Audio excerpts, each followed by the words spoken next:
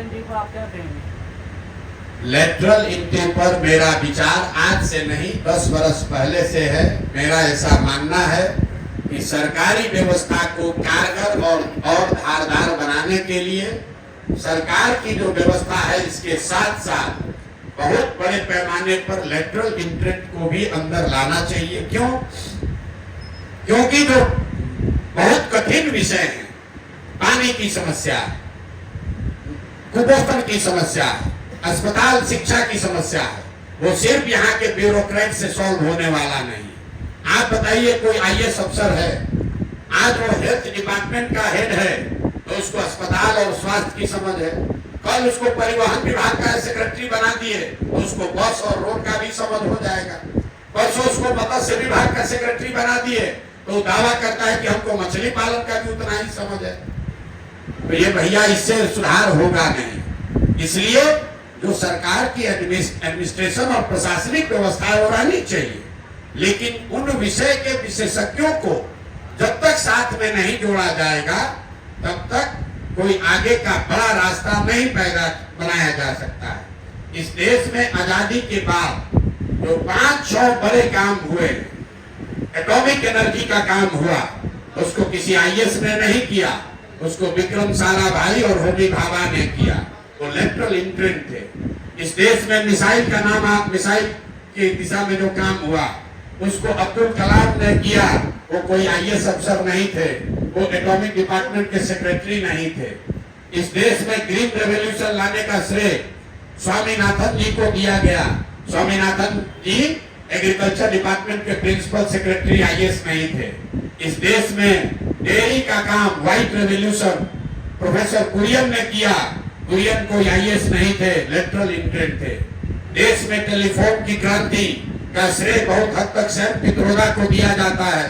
Sam Pitroda DOT, department of telecommunication के secretary नहीं थे, लेटरल एंट्री थे। इस देश में आधार का जो आप कार्ड देख रहे हैं, आधार का कार्ड होम मिनिस्ट्री का सेक्रेटरी नहीं बनाया है, इसको नंदन नीलकर्णी जैसे लोगों को लाकर बनाया गया। ये आपको क्या दिखाता है? जो 5-6 बहुत बड़े देश में आमूल चूल परिवर्तन वाले काम हुए हैं, वो इस देश के सबसे काबिल लोगों को लाकर जिम्मेवारी दी गई। वो काम तो सरकार की व्यवस्था के साथ ही करेंगे, लेकिन उनमें वो क्षमता है।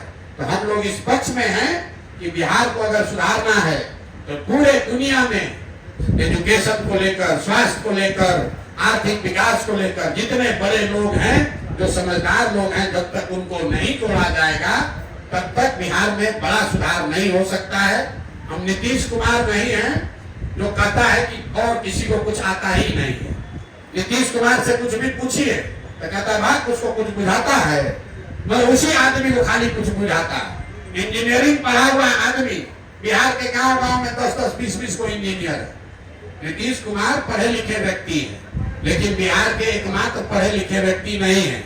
इनसे बहुत ज्यादा पढ़ा लिखा, होशियार, समझदार लोग दुनिया भर में बिहार का आदमी अपना झंडा गाड़ा है। जरूरत इस बात की है कि उनमें जितने लोग बिहार में आकर अपना योगदान करना चाहते हैं, बिहार के समाज के विकास के लिए कुछ करना चाहते हैं, सरकार की व्यवस्था में इसका प्रोविजन होना चाहिए कि वो लोग आए और यहाँ के विकास में अपना योगदान कर सके। क्यों नहीं होना चाहिए? बिल्कुल होना चाहिए।